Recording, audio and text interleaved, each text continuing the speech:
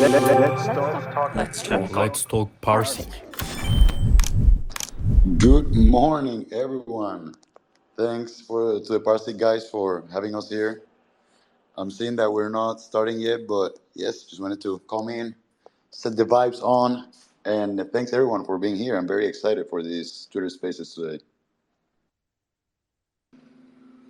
GM, thank you for having us. Thanks for having us. Yeah, welcome everyone. Yeah, we are ready to get started now, so let's get things underway. Welcome everyone to today's Twitter Spaces. Let's talk PARSIQ with Metis. As per usual, we're running an AMA campaign through Link 3 where participants will have the opportunity to receive a free Meet Metis New Friend collectible, participation NFT, and you also have a shot at winning $50 in a raffle. So thanks to everyone in the Link 3 community that's here. Today I'll be your host. My name's Casey. I'm the head of community with PARSIQ. We'll be joined by Dave from our team, who's manning the PARSIQ account and collecting questions on our Discord and Telegram. David's here from our business development team, and also our beloved CTO, Daniils, is here. From the Metis side, we're pleased to be joined by head of marketing, Jose, the communications lead, Norbert, and partnership coordinator, Nat, who is behind the Metis account today. So yeah, welcome everyone. Please say hello. Hey everyone, great to be here with you. Hi, great to be here with you too, Daniel. Hi, Metis. Hello. Thank you so much for having us again. This is Nat, as Casey said. Super happy to be here. Hello everyone. This is Norbert, the communications lead, and I'm also happy to be here. Good morning, everyone. Again, this is Jose. I'm leading marketing, and let's talk PARSIQ. Awesome. Welcome everyone. Yeah, we're super stoked that everyone's here. So let's jump right in. I think this is the first time our two communities are meeting on a space, so it's only right to learn a bit more about each other. So Metis team, in sort of broad strokes, would you be able to let people know a little bit more about Metis? Absolutely. So, first of all, welcome everyone. We're very happy to have you all here. We at Metis, we are scaling Ethereum. We're layer 2, optimistic rollup for Ethereum. Our vision is to build a framework for open and trustless collaboration around the world, enabling anyone, anywhere to collaborate or to do business with other people, with other participants, individuals across the world. There's been a lot of limitations historically due to different regions, due to different systems that are applied in specific countries like myself in Panama. I've seen several times how individuals are limited by government, by specific situations, or even by economy, by a central currencies to and are limited and not let put these ideas, these innovations in play. We're really trying to create a framework for everyone to be able to innovate, to work with others, and to actually change the world. So this is a pretty brief summary of what we're doing. Nat, Norbert, I will pass the ball to you all in case you'll wanna cover anything that I might have left out.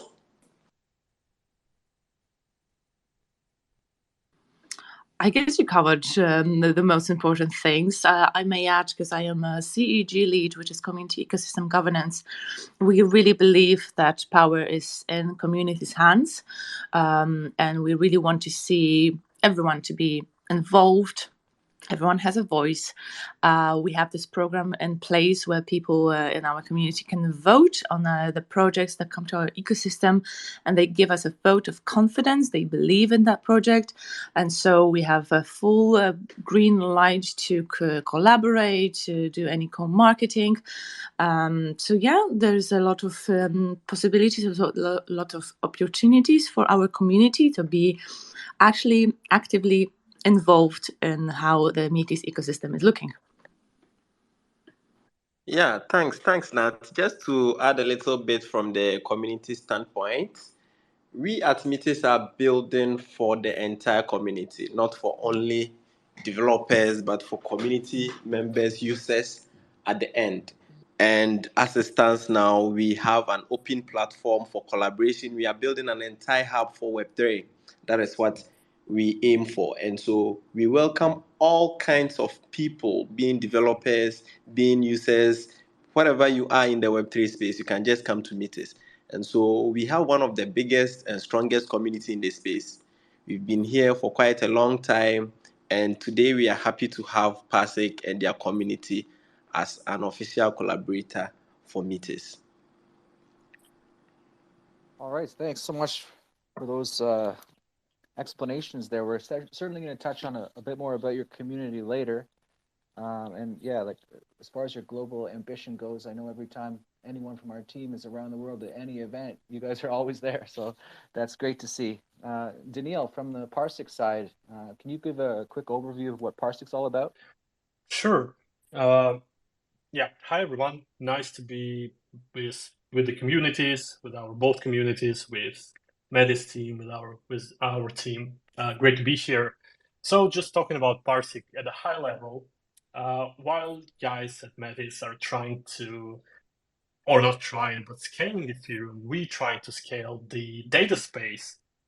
No matter what are your needs, whether you have a small collaborative DAO or you have a giant project or a DEX, we are there to support you from the infrastructure and data standpoints. Processing, delivering millions and hundreds of millions of your events, of things that happening on your contracts, on your platforms, from smaller sole developers to the projects of kind of billion scale. We are there to solve your issue, to solve your data issues, your infrastructure issues, and we're doing it fast, reliable, and we do have very nice custom solution arm as well to actually fill the gaps in the data space, because there are so many different use cases on the blockchain, and to be honest, there is no way to generalize all these use cases. I'm pretty sure we're going to go into a little bit more details on that later today. Yeah, but from the high-level overview, that's what we do. Thanks, Daniil. I guess we both know, like, internally, that the two teams have known each other for years, right? So we've met lots of times, but just on Monday we announced a major partnership. So what made right now the time to start working more closely together? David, perhaps you can start. Yeah, thanks, Casey. So, like you mentioned before, we have been meeting the Metis team around the world at all these different conferences, and we've always been trying to figure out how we can work together. I mean, it was actually with Daniil and another colleague of ours, Alex, when we were at ETH Denver in Denver just this year, where we came up with a solution where we would be able to kind of work together and at the same time cover our own butts. So we proposed it to the Metis team and they accepted. And now we are on board with the Metis team, and it couldn't make us happier to finally tie the knot between these two amazing teams. If I can add just a little bit to that, like just for everyone to know, like how great the PARSIQ team is. They pretty much, their only priority or the only kind of like thing that they wanted to make sure of was that everyone in the ecosystem could take advantage of PARSIQ. So they pretty much, like, that was their main focus. Like all Metis dApps being able to leverage PARSIQ services, and it kind of like being able to click with everyone. Like they just didn't want to be type of like a marketing or a kind of like easy implementation. They really want to be able to provide these services, and not to one, not to a few, like to everyone, help the ecosystem grow. Like they showed us how committed and how kind of like excited as well they were to help the ecosystem grow, to make this data available to all users, to developers. And honestly, like when we saw like how excited and how committed they were, like it made us being like just as excited as committed. So just wanted to add that there, like, and very happy to have connected and have actually like finalized this collaboration with the PARSIQ guys. Yeah, that's so great to hear, everyone. I think like as someone coming from the community, our community and your community will always hear us about going to these different events. So to have some nice deals come to fruition and being able to support each other's ecosystem in a collaborative fashion is pretty special. So great to hear that sort of behind the scenes account of what happened. Daniil, I was wondering, as you hear that the process of working together often relies heavily on your product team. So when we go about integrating a new chain like Metis, what sort of steps do you have to take, and what are the challenges? And maybe are some chains more difficult than others to integrate? Yeah. So I would say that for every chain, it's slightly different. This is no exception, of course, for Metis chain and for other chains as well. There are a couple points that make the crucial difference here, and those being whether the chain is EVM chain or it's non-EVM chain. For non-EVM chain, of course, the process is quite different. And currently, with our new offering with Tsunami API and data lakes, we do not have non-EVM chains yet because this implies a totally different concepts, and we still, while we already have like working product on multiple chains, it will take a lot of time to adapt to new realities and new concepts. So for non-EVM chains, it's a bigger subject. For EVM and EVM compatible chains, it's another story. And I would say that generally a process of integration at a EVM chain is more or less straightforward.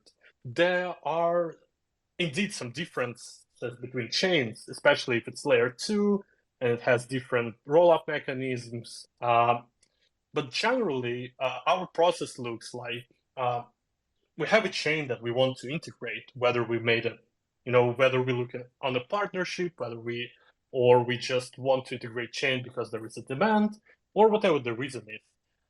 For us, it's a matter of small R&D, I would say, because we gotta look into the node source code and see whether our, basically quality standards are achievable and whether we can extract all the data to provide the same offering that we offer on other chains that we support.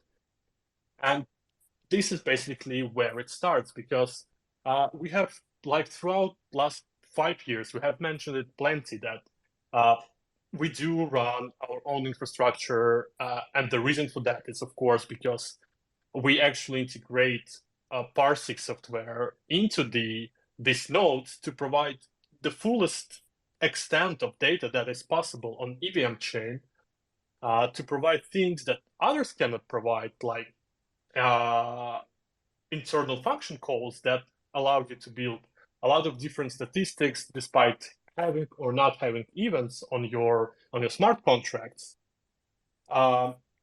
So this custom tracker is essential for us, and it might vary from chain to chain a little bit, but generally everything starts there. And if we succeed with this crucial goal, with this crucial part of integration, then comes the sort of a routine. We gotta set up new hardware where this is going to be physically hosted. We have to index the chain to the full extent, make some changes in infrastructure, in hardware, in routing, and the usual drill, I would say. And from there, we can kick it off. We can start offering Tsunami, and we can start offering our standard data lakes like NFT and like FT balances, and other common use cases on the blockchain, I would say. And also, once we have it all set up, we are also ready to work with the projects inside the ecosystem to actually fulfill their data needs, not just general cases, but to build stuff precisely for this product and their data needs, despite whatever it is actually. So this is more or less how the integration works on our side. Perfect. Yeah, thanks for that detailed explanation. I think it will certainly bring light to the fact that it's not an easy task to integrate new chains, but we're glad we're here with Metis today, and we wanted to ask you guys, how do the indexing and data services offered by PARSIQ contribute to the Metis ecosystem and the projects building on it? Dude, I'm very excited about this integration specifically because of that. Because with these APIs, like developers are actually gonna be able to track data from any Metis projects, including like TVL, APRs, APYs, ROIs, user balances, liquidity, pretty much like everything, all of these data that makes it available, like for researchers to put content out, for dashboards to be created, for protocols to actually like to show out like analytic pages or whatnot. So it doesn't open really like one door. I feel like it opens like a lot of doors, and that's why I'm usually not super excited about the technical integrations how do you say it? Like always excited, right? But not very vocal about it. This time I'm being vocal about it because I believe it's gonna be a game changer for the ecosystem. That the way data is gonna be able to be shown or displayed, utilized in general. So I'm very bullish in this integration. Happy for both communities, but mostly bullish on developers coming to Metis and realizing that it's getting really smooth down here, specifically now that PARSIQ came on. So, yeah, that would be my response to that. Norbert, Nat, if you all would want to add anything, but I think that's the overall response.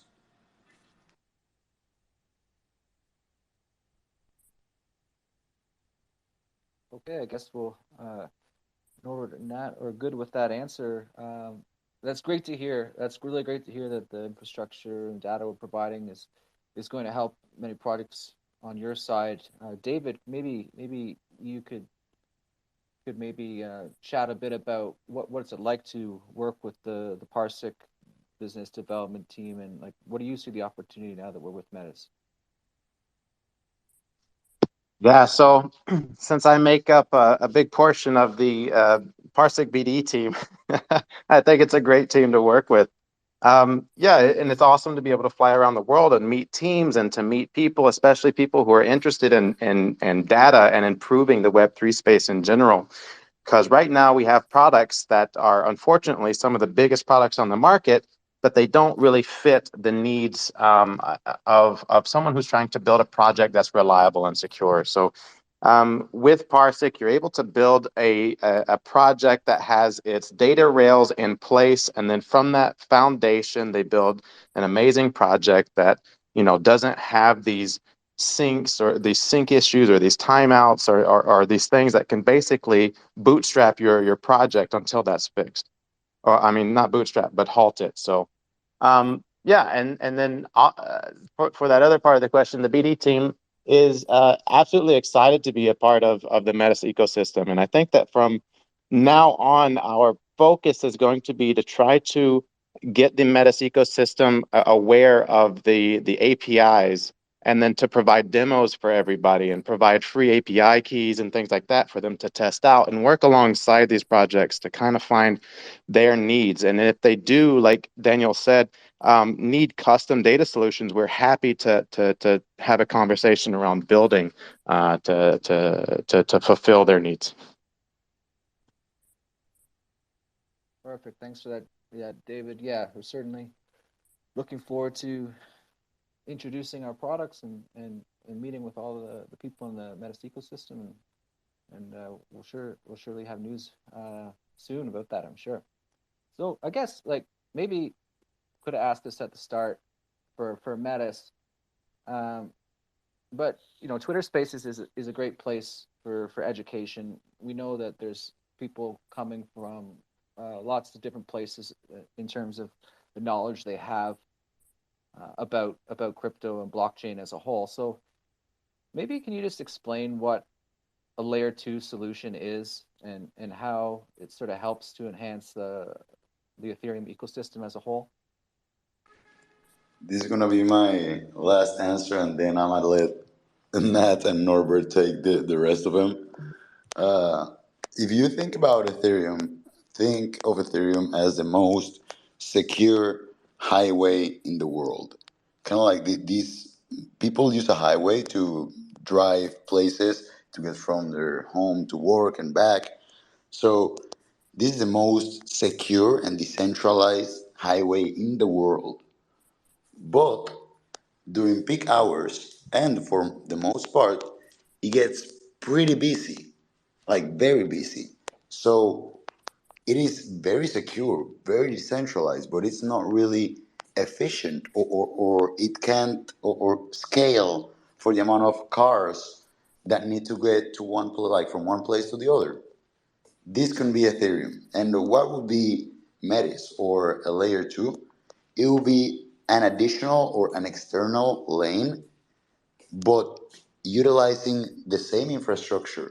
So, same security, same decentralization, but the key difference is that this lane is only for collective vehicles. So these collective vehicles, instead of everyone going in their own car and sitting there paying, like, consuming more space, paying more fees because they need to, this is a paid, kind of like a highway.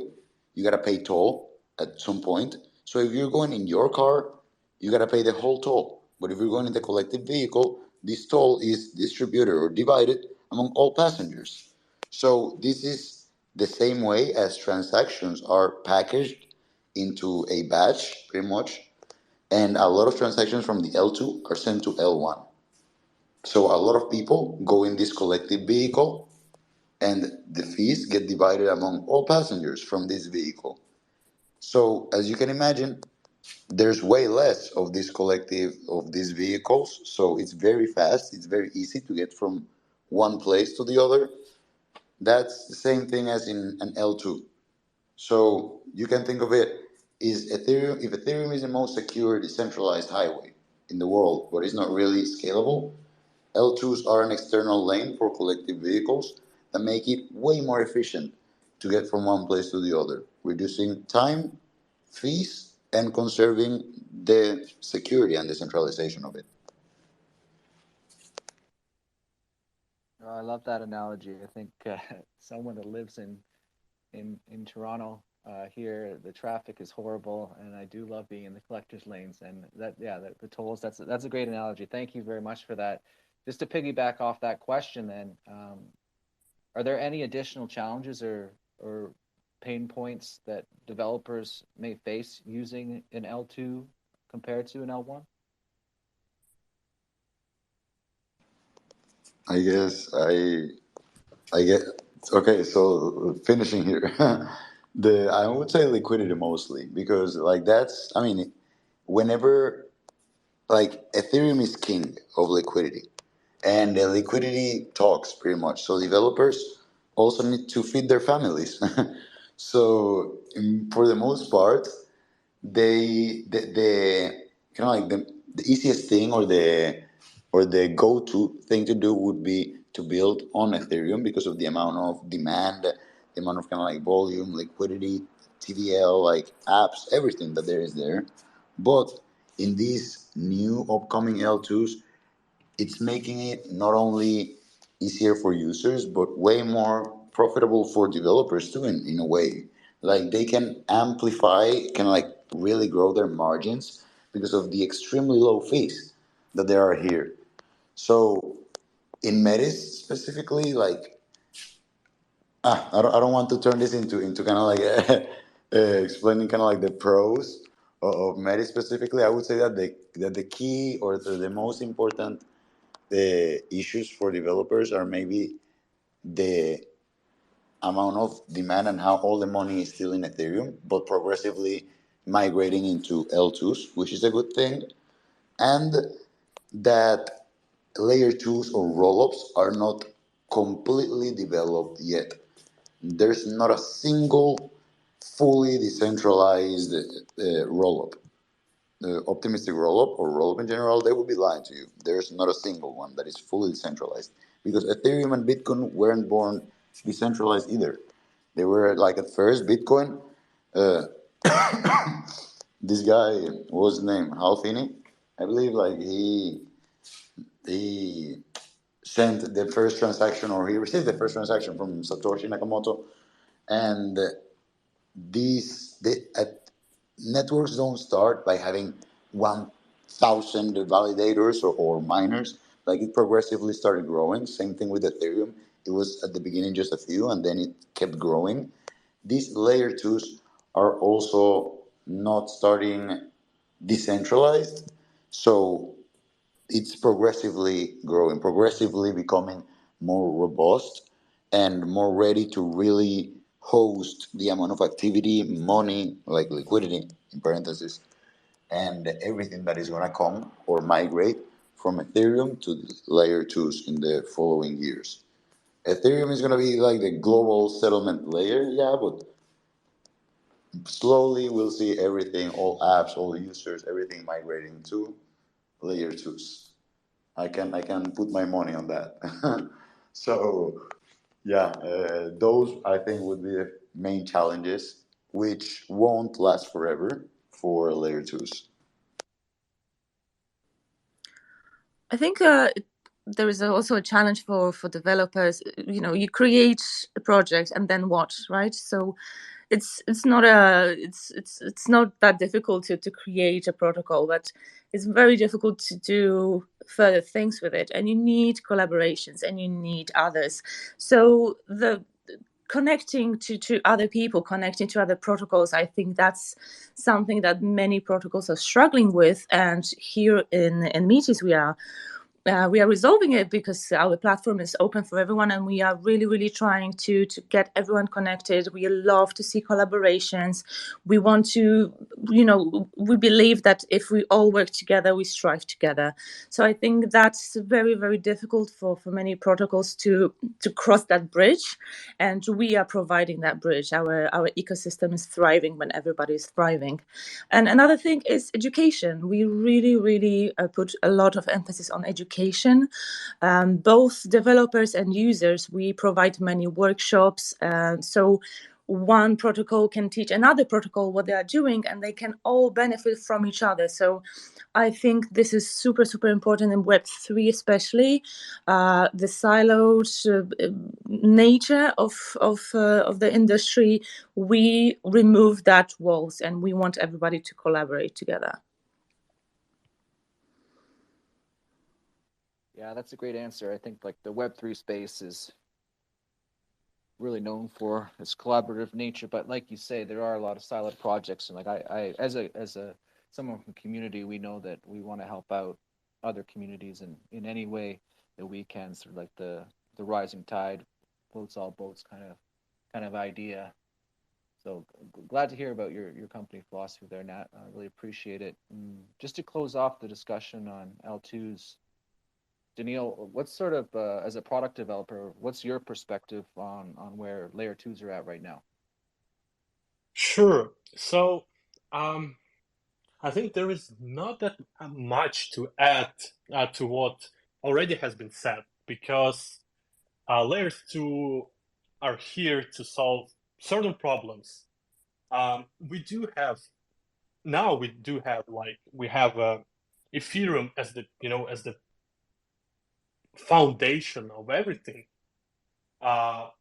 because it brings the security and decentralization and other properties to the world of the blockchain. But as the guys previously mentioned, it is very limited in its capacity.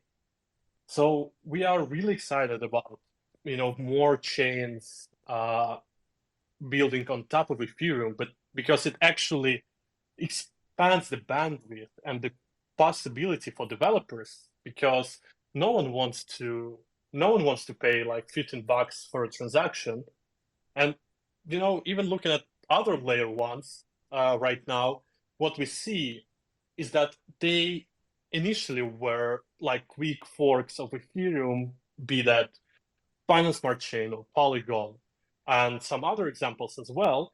But we see right now that they actually having the same problems that Ethereum has. And even those chains that are faster and cheaper, just by their nature and by their bandwidth, are also going into direction of layer twos. So I think with time we will be left with, there are a lot of chains appearing almost every single day on the blockchain, like in the blockchain space overall.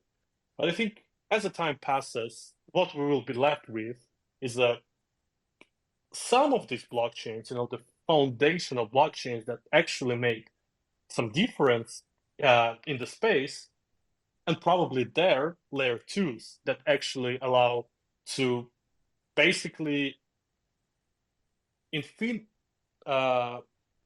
scale all these chains. And for us as data providers, it does come with a lot of challenges. Having more networks and having all the layer ones basically providing you with the out of the box your own layer two kind of subnet, of course, brings us in front of a challenge. But I think this is what we have to kind of embrace, because the market is going to evolve in this direction and we will be seeing more layer twos. And it's interesting to see what layers two we will be left with in the end. Yeah, I guess we'll just have to wait and see on that one. So that will sort of conclude our discussion on layer twos. Reminding everyone in our community, if you do want to ask some questions, if you've heard anything that's interesting here and spark some ideas you may want to explore, just go ahead and ask inside of a Telegram or Discord. Dave's at the ready to ask them on your behalf. I guess right now, maybe we're going to move on to a little sort of general discussion for everyone here. I think we have a unique opportunity to sort of pull the speakers. Everyone has varying levels of crypto experience and they're coming at it from different angles. So I'm just wondering about generally some interesting things that people might be seeing in the crypto or Web3 space right now. For instance, like yesterday, we were chatting internally. We saw this story about a trading bot that took out a $200 million flash loan to secure a $3 profit. So there's all these crazy stories. That's just one example, but just wondering, and anyone can answer this. I'd love to hear from both PARSIQ and Metis. Is there anything that's happened lately, or some future innovation that you're seeing, or anything else going on that's caught your attention?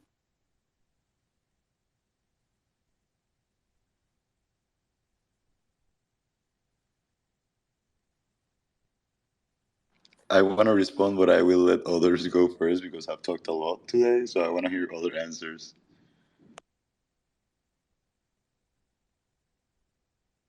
Well, we have to start volunteering people. I don't know, David, do you have anything that you'd like to say? I know that you're quite on top of a lot of things going on in the crypto space.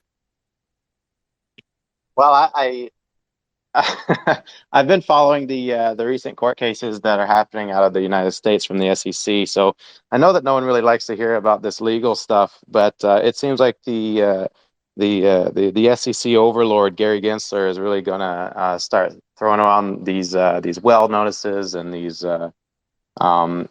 these lawsuits trying to do regulation by enforcement. I think that we can all agree that regulation by enforcement absolutely hurts the industry. It hurts investors. It hurts retail. It hurts builders. It hurts the tech. We can only hope that there's some sort of decency that's going to come out of the United States market here pretty soon. Because honestly, like I mean, I live right on the border of the United States, so that definitely affects Canada. But the rest of the world is doing excellent when it comes to crypto regulations. Like Dubai is really becoming a hotspot. Singapore, Hong Kong, Japan is becoming huge with crypto. So is South Korea. So I mean, we've got regulation that's happening around the world that's definitely improving the lives of people that are in Web3. But I'm waiting on that United States, that United States word to say all is good. Let's build. Dude, let me spice up things a little bit. Like, I think regulation by enforcement might even boost, like, help to some degree the industry, because that's exactly what we're here for, type of thing. Like, that's exactly what one of the main use cases or of not just cryptocurrency but decentralized kind of like technologies like Ethereum. The idea is that it can't really be censored. I mean, yes, of course, we have some like centralized currencies that are really the ones that decide what chain is the kind of like the main chain, or what is going to be done, and they need to follow laws from kind of like from wherever they're operating. But I do believe that to some degree, even even regulations that try to harm the industry will end up kind of like showcasing why the industry is here and all the things that can be accomplished, and how people can really take advantage of it. And yeah, I'm also kind of like, of course, I would like to see the United States coming to reason and realizing that if they don't, someone else will. Kind of like, I mean, if they don't take advantage of it, someone else will. Like you said, like Web3 is thriving everywhere else. But yeah, like at the end of the day, there's a lot of money and there's a lot of users in the US.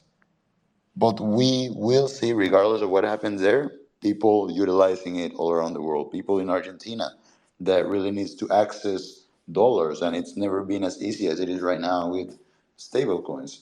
People in countries in Asia also like running into the same issue, or people in Beirut that can't trust their banks and need to use DeFi. So it's really like I'm not stressed at all in terms of that, but I will also be following very closely what happens with Mr. Gensler.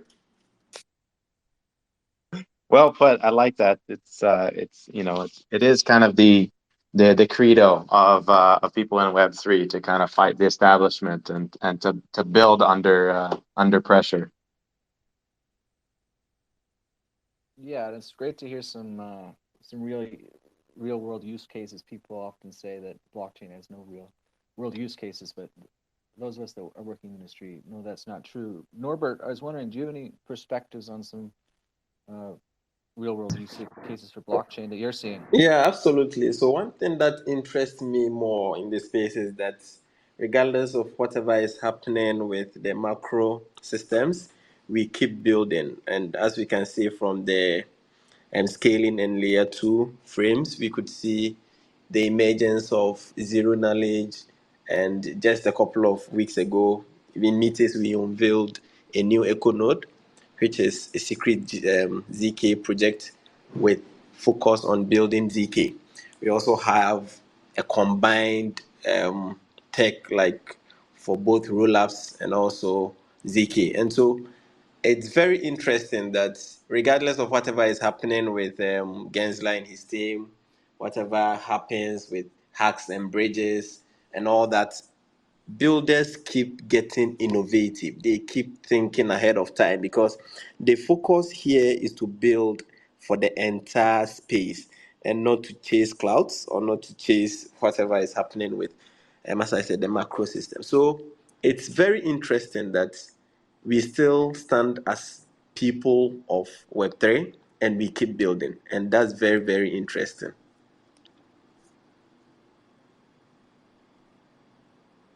Yeah, thanks for that, Norbert. Loving what the team from Metis has to say. You can really tell shining through how passionate you guys are about collaborative nature of Web3 and the global impact it can have. I guess, well, maybe we got a couple different topics left to talk about here, but Nat, I would love to hear more about the Metis community. Some interesting things for me. I know you guys got a lot of different things going on in programs, but like bare bones, does the Metis community, like people in the Metis community, have a nickname, and sort of which platforms are the most popular for people to get together on, and what in general are they up to? Go Metisians. Nice. Well, I think Norbert can also talk about it. He's community manager.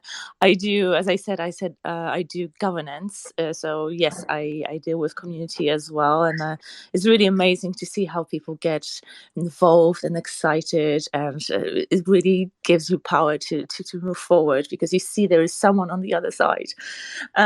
So yeah, they are really, really active. We have great community. I would say Telegram, Discord is our main channels, but of course Twitter is very active as well. We love to see all the DMs. We also see all the comments. We love to engage with you guys. So feel free to ping us. We are always there. We are not strangers. We are here for you.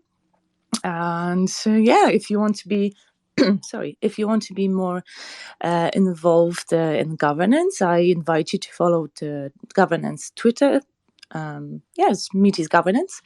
Actually, I'll be announcing something very soon, in like 15 minutes. So stay tuned. You can vote. You can be a part of governance. You can influence how the ecosystem is looking. So yeah, this is something very exciting. So keep your eyes open. I don't know, Norbert, if you want to add something. Oh, maybe we can talk about ambassadors. But Norbert, do you want to talk about ambassadors? Go Metisians. Yes, that's our nickname, Metisians. And yeah, Nat covered almost everything about our community. We have a very good community, a great community, and our most active platforms. Of course, we are almost available in whatever social media I can think of: Reddit, LinkedIn, Instagram, Twitter, Telegram, Discord. We are everywhere. But the three most active platforms are on Telegram, on Discord, and Twitter. And our team are available to help. You can reach out with anything you are concerned about, and we'll be able to assist. And yeah, we also have an ambassador program. We call on anybody who wants to advocate for us, who want to stand in as a real Metisian and be an advocate for us. And this is a free program you can join, just a simple criteria to fit, and you'll be called to be a Metis ambassador. So, yeah, we have a community. If you are not part of us yet, we welcome you and we invite you to join us on Telegram and on Discord. Thanks so much, guys. I think everyone from our community, if you're interested in what Metis is doing, certainly go join them. Just for the Metis community that may be here, yeah, our community, we're calling the PR cuties. So shout out to all the cuties. That was sort of an in-house name that they came up with themselves, and it's been out for a few years. So yeah, welcome all the cuties here. We don't have much time left, so as this is like a sort of a technical integration that's happened with Metis, I wanted to give Daniil the opportunity to talk just a bit about what we are offering to devs on Metis. So in your mind, what does Tsunami API offer in the world of Web3 data? And as a developer, what would you say other devs like that maybe like doing a little comparison shopping when choosing a data provider. What sets PARSIQ apart? It's a big mistake to ask me such questions when we have only 10 minutes left, because I could go for hours about that. But let's talk about there are several, biggest data providers in the market. And let's say we do share some, common properties, but at the same time, so yeah, you can get, data transactions, sort of events, and, the usual drill for Ethereum, like Ethereum compatible chains, you can get it from us, like from other providers. But there are a couple points, in my opinion, that makes it different. First of all, we have built systems such big and so flexible that even us sometimes afraid of it. And while I've been playing a lot with different providers because, that's what I do. And when we were building Tsunami, and by the time we have started building Tsunami, we already had more than 4 years of experience in the blockchain and building data solutions. So we kind of took the problem points and brought the solutions to our product. And there is no other product that allows you to search events on the whole blockchain history. You're not limited by anything. Any property, like any property that event or a function call has, anything, you can just go and search for them no matter what's your time window. You're not limited by any time frame. It's a good example. I recently had this issue when I had to find an owner of the contract, the one who can manipulate with this contract. And it took me a while. I was, browsing Etherscan, trying to find what is what, because, the contract itself has tens and tens of thousands of events. And I was like, what am I doing? I'm literally was one of the guys who created the very useful tool for that. It took me 3 seconds to find this information in Tsunami, just because I knew how to look for it. And Tsunami actually allowed me to traverse the whole blockchain, like the whole BNB history in just milliseconds. And this is one of the points. You're flexible, you can do whatever. And this is very important, especially when it comes to a bigger scale. When you have a big project, when you have a established project, and you have millions of events already, you can do it just out of the box, without thinking about any underlying problems and without being limited by something. But as I mentioned in the very beginning of this Twitter space, what is really important is this custom part, right? Because for every project, there is no common data needs.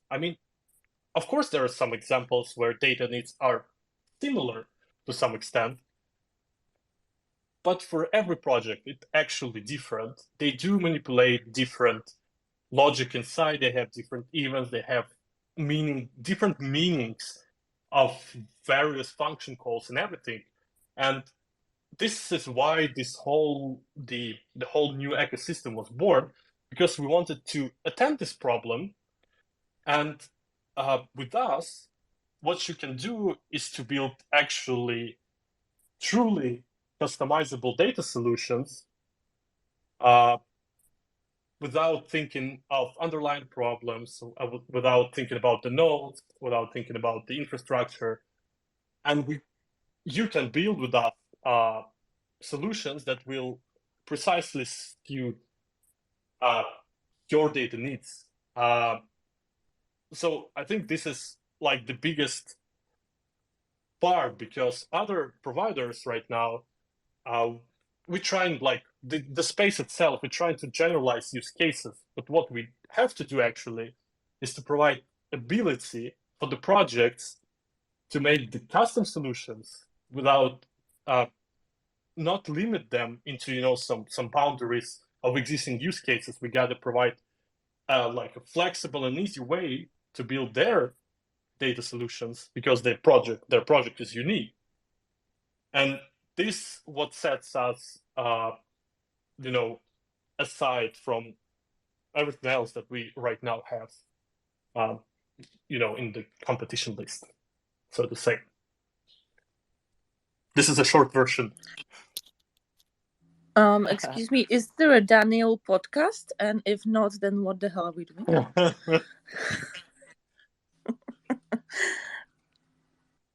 That's I'm sure he'll be really happy that you said that. It's a great idea.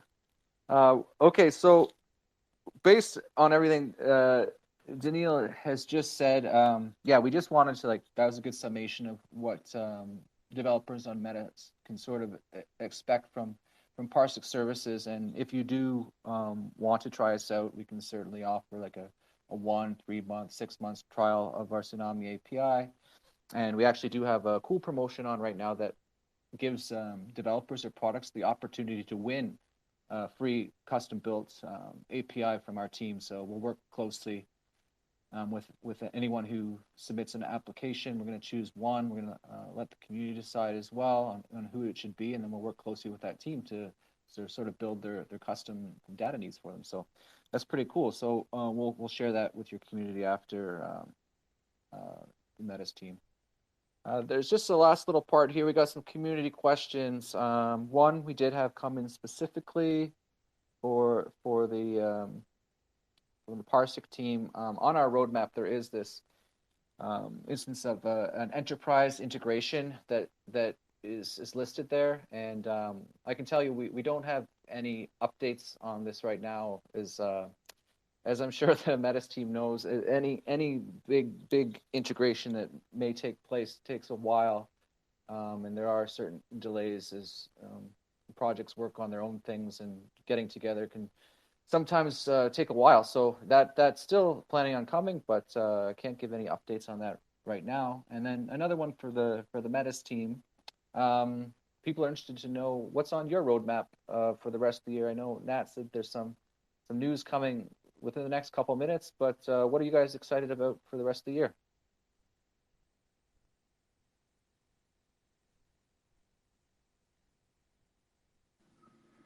Well, Norbert already sold some alpha about the secret ZK project. I'm not sure how much I can say. All I can say is you should stay tuned, because it will be a revolutionary thing for sure. You can already follow Twitter and see what's up, but this is going to be a big thing. It's a new econode. For those who don't know what econodes, Metis econodes are, like subdivisions maybe, or we just created the whole ecosystem within ecosystem, you can say, right? A Metis ecosystem of the platform with dApps and for users, but within Metis we also divided into econodes, so each econode is responsible for something else. We have Nuvosphere for reputation power, we have Chorus DAX portal, and also the new one is coming. For now, it's secret ZK. So I think that's all I can say for now. I know, Jose or Norbert, do you want to add something? Maybe something about hybrid rollup?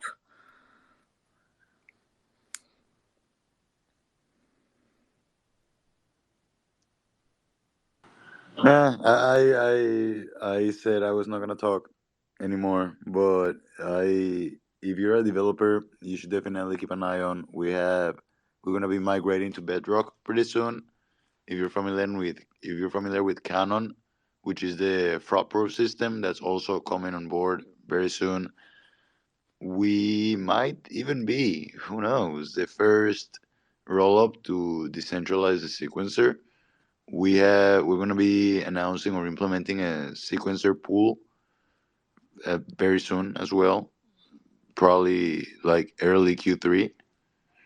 And not already told the last part, which is the hybrid rollups. We expect to see that before end of the year, but that's not confirmed for before end of the year yet. We're expecting it. we'll see. But very exciting stuff on the way, and that's just on the technical side. That's not even on the kind of like on deployments or campaigns that we will have taking place. So you can imagine what type of year we could have. So yeah, like Matt said, stay tuned. That's all I would say. All right, secrets, sequencers, and hybrid rollups. A lot to look forward to. Thanks for sharing some alpha with our community and your own. Okay, guys, we've come to sort of the end. Does anyone have any closing thoughts? Quick 30 seconds from the PARSIQ team or the Metis team? Yeah, I do. Guys, it's been an honor to work with you guys. I'm definitely going to be involved very heavily with this partnership and also the ecosystem, trying to bring our products to people and let them know the revelation of that data doesn't have to be complicated. It doesn't have to be hard. And we're here for you guys if you guys need us. Hey guys, yeah, just wanted to say that like I'm an OG Metis holder myself as well, so I've enjoyed the spaces a lot today. It's been great hearing from you guys, and wish you guys all the best of luck in the future. Thank you very much for having us today. It was great spaces. We're very happy for this collaboration, and we're looking forward to everything that will come. Yeah, thanks, guys. It was great talking to you. It's always great when we meet in real life, when we meet in web. I'm looking forward to our collaboration and what we can bring to different benefits to both of our ecosystems, and help adoption grow for all of our platforms. Looking forward to that. Thank you very much for having us. It was a real pleasure. I learned a lot. Daniel, I was serious about this podcast. I want to hear more. Thanks so much for the great questions. And yeah, I'm very excited as a partnership manager. I'm super excited about this partnership. I'm excited what you guys will bring to the ecosystem with other protocols. I know they're excited too. So yeah, great things coming. Thanks so much. Awesome, everyone. Thank you to everyone for joining from both communities and from everyone from both teams all around the world. It was great to hear from everyone, and I guess everyone stay tuned for the next Let's Talk PARSIQ. Hope everyone has a great day. Thank you. Thanks, guys. I'll see you all next on the Daniil podcast as well, I think. Dev Talk with Daniil. Perfect. It's a deal. Thanks, everyone. Let's Talk PARSIQ.